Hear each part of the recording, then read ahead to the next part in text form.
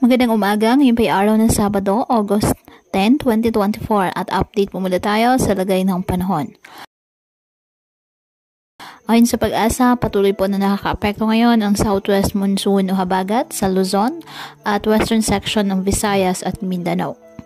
Samantala, wala po tayong bagyo o low pressure area na minomonitor sa loob ng Philippine Area of Responsibility na maaaring makaapekto sa lagay ng ating panahon.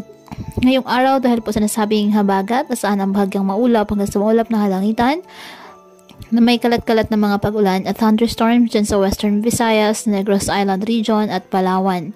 Kasama na po ang Kalayaan Islands. Ang nalalabing bahagi ng Visayas, bahagyang maulap hanggang sa maulap na halangitan with isolated rain showers or thunderstorms.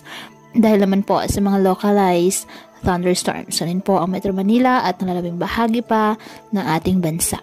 Kaya patuloy po natin na pinag-iingat ang ating mga kababayan sa banta po ng mga pagbaha at pagguho ng lupa, lalo na po kapag may malalakas na ulan, at ugaliin na magdala palagi ng payong o kahit anumang panangga sa ulan sa tuwing lalabas po ng ating mga tahanan.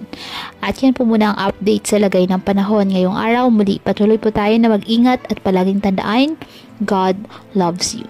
Stay safe and God bless.